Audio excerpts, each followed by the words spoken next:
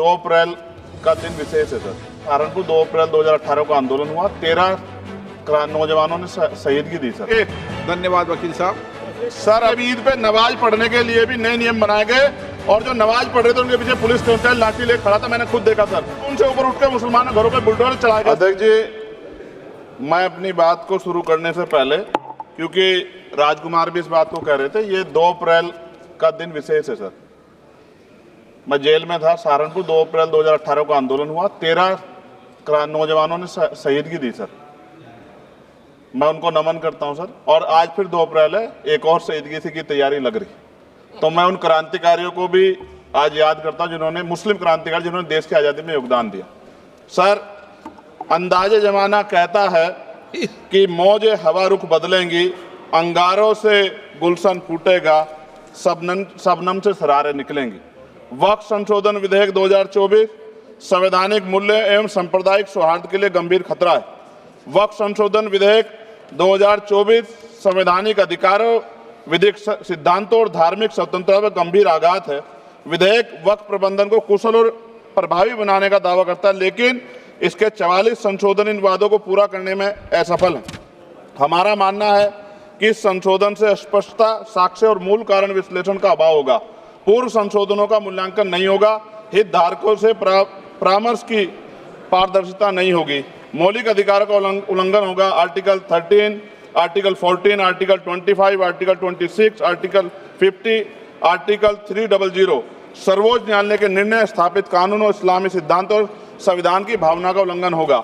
असत्य वादे बनाम वास्तविक प्रभाव, विधेयक सुधार और सशक्तिकरण का दावा करता है, लेकिन वास्तव में धार्मिक संपत्तियों के पुनः वर्गीकरण जब्ती का प्रावधान संशोधन 39A, ऐतिहासिक मस्जिदों, कब्रिस्तानों को सरकारी संपत्ति घोषित करना, जिससे सांप्रदायिक तनाव पैदा हो सकता है। जिलाधिकारियों को अत्यधिक अधिकार प्राप्त करना, संशोधन 4B। जिलाधिकारी सर सरकार के होते हैं, वो सरकार के हिसाब से काम होते हैं। यहाँ जितने MP बैठे हैं विपक्ष के, इनसे पूछ के देखो कि इनके जिले में क्या हाल है। इनका जिलाधिकारी सुनता नहीं सुनता, MP बैठे हैं, पूछ के देखो विपक्ष के, आपको पता लग जाएगा। सर, धार्मिक विशेषज्ञता या समुदाय की सलाह के बिना निर्णयों से संपत्ति विवाद और विश्वास की कमी उत्पन्न होगी। ट्रिब्यूनल की शक्ति कमजोर करना और मुस्लिम प्रतिनिधित्व हटाना, संशोधन 10B। धार्मिक कानून की त्रुटिपूर्ण व्याख्या और पक्षपाती निर्णय, दानकर्ता इच्छा की उपेक्षा व धार्मिक स्वतंत्रता का हनन, संशोधन 5A। दानकर्ता द्वारा समर्थन वापस, जिससे सामुदायिक संस्था कमजोर हुई। गैर मुस्लिमों द्वारा स्थापित वक्फ सुरक्षा समाप्त करना, संशोधन 104 की समाप्ति। अंतर धार्मिक सौहार्द प्रभावित होगा सर।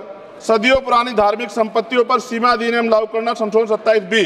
कब्जा की गई संपत्तियों की स्थायी हानि, धार्मिक विषयों को दरकिनार कर वक्फ निर्धारण करना, संशोधन 6C।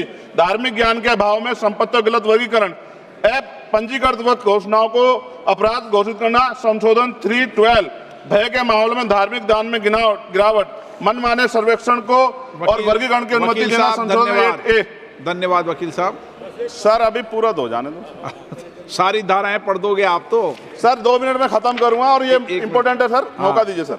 बिना जवाबदेही के बड़े पैमाने पर वक्फ संपत्तियों का पुनः वर्गीकरण, प्रशासनिक भ्रम और प्रभावशीलता को नुकसान पहुंचाना, संशोधन 12D। कानूनी विवाद और कुप्रबंधन को वक्फ बोर्डों की विश्वसनीयता का नुकसान, अस्पष्ट आधारों पर राज्य द्वारा वक्फ बोर्ड को भंग करने का अधिकार, संशोधन 3C। राज्य के व्यापक विरोध प्रदर्शन धार्मिक लक्ष्य का लक्ष्य, सार्वजनिक हित के नाम पर वक्फ प्रशासन पर पूर्ण नियंत्रण, संशोधन 37C2।